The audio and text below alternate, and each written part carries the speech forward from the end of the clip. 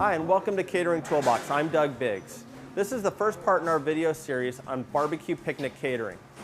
Today, my team and I are going to show you how we organize and prepare one of our most popular barbecue picnic menus, our Santa Maria style barbecue. It's named after a town just north of here that popularized this type of menu, especially barbecue tri-tip, which I'll talk a little bit more about later. This is a combination menu where guests have their choice of both tri-tip and barbecue chicken, along with tossed garden salad, barbecue baked beans, potato salad, garlic bread, and fresh tomato salsa. It's about 6:30 in the morning and my crew's already hard at work. It's going to be noisy, there's a lot of commotion going on, the convection ovens are running, but I want to give you an idea of what it's like inside a real commercial kitchen. We're not staging anything here. Everything we're doing is prepping and getting ready for an actual event. So let's get to work. Okay, it's Thursday. It's 2 days before our party, and it's time to start prepping our beef tri-tip. We completely trim all the exterior fat from the tri-tip. This keeps the grill from flaring up during cooking, and the guests really appreciate a lean slice on their plate. Trimming takes some practice to get fast, but it's not difficult. You can purchase tri-tip trimmed, but you'll pay a premium. Rule number 1, never skimp on the quality of your ingredients. We only use choice grade premium Angus beef. The small amount of money you might save by using a lower grade of beef such as Select or No Roll will end up costing you dearly in the future with customer complaints for tough and dry meat. Once trimmed, we season our tri-tip with a multi-purpose steak seasoning. We actually package it as DJ's world famous barbecue seasoning and give it to our clients as a thank you gift along with DJ's world famous barbecue sauce.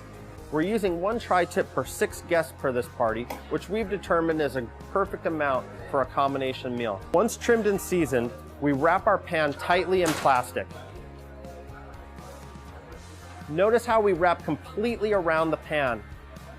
This way, if you're out at the event and you trip on your way to the grill, your tight wrapping job is going to save the day.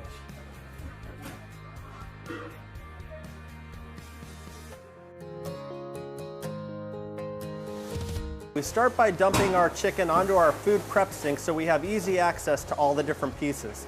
From here, we separate the pieces into different tubs. Breast with wings in one, leg pieces in the other, and thighs in the other. This will make it very easy to put onto our pans and get it ready to cook. As we separate the thigh pieces, we cut off the excess fat and skin. The breast pieces and leg pieces are good to go as they are.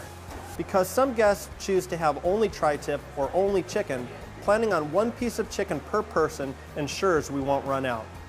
Okay, now it's time to pan up our chicken. We start with a full-size sheet pan, spray it with a little non-stick spray, and then add some of our all-purpose seasoning. Now we arrange the chicken on the pans. We place the breasts in one section, the thighs in the middle, and the legs on the end. We interlock the pieces so that we can fit each piece on the pan. Okay, once we have all of our chicken laid out, we add some of our all-purpose seasoning. Finally, we wrap each pan with plastic wrap. We mark it with the name of the job and the number of guests, and we place it on our speed rack, ready to go into the walk-in for cooking on Saturday.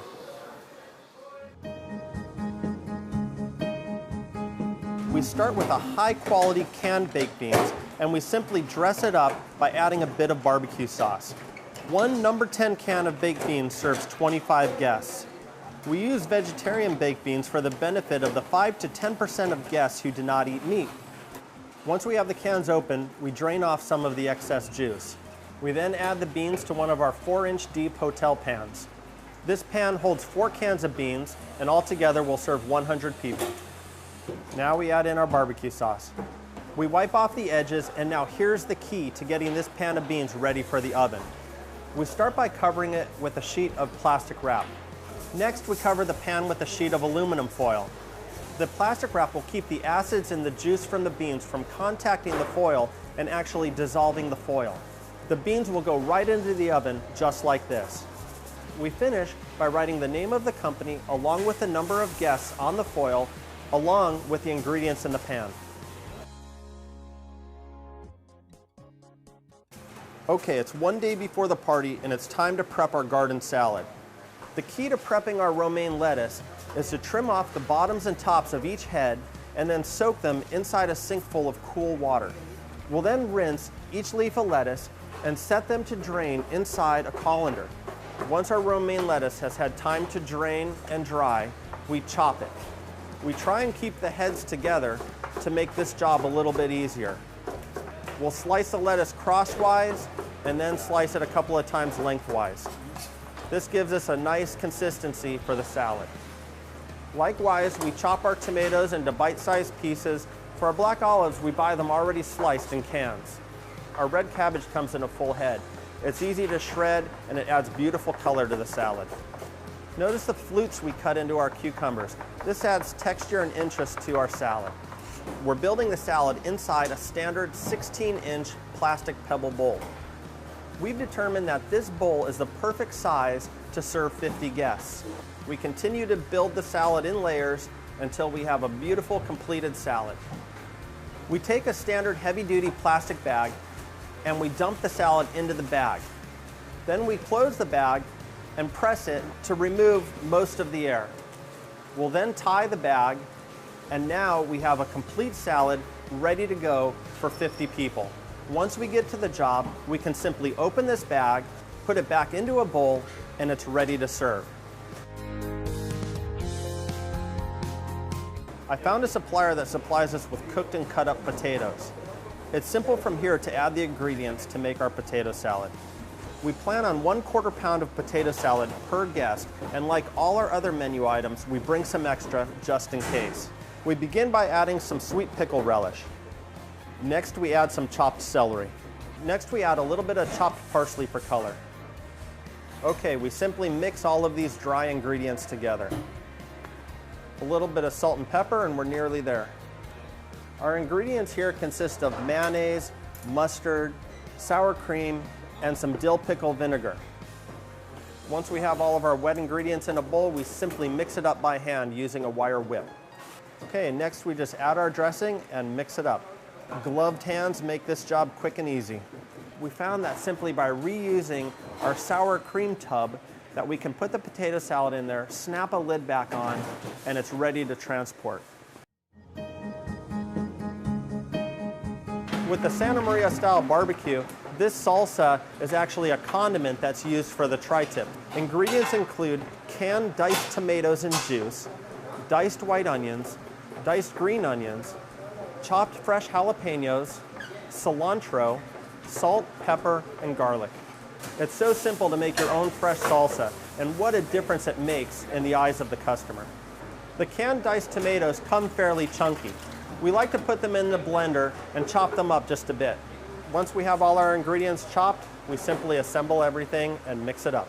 We place our salsa in a container for transport, and the key here is to wrap it up tightly. You never know what's going to happen to items as you transport it. And just like all the other menu items going out on this job, we mark it with the name of the job and the number of guests. We plan on 2 ounces of salsa per guest times 100 guests is 200 ounces of salsa.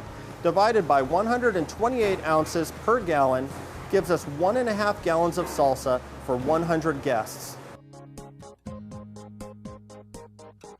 I have my loaves of bread that I've ordered from a local bakery. I have my melted butter. I simply dip the loaf of bread in the melted butter and place it on my sheet pan. Okay, now it's ready for seasoning. I simply take some fresh garlic powder, some of our all-purpose seasoning salt, and some freshly shredded Parmesan cheese. I'll finish with a little dried parsley flake for color.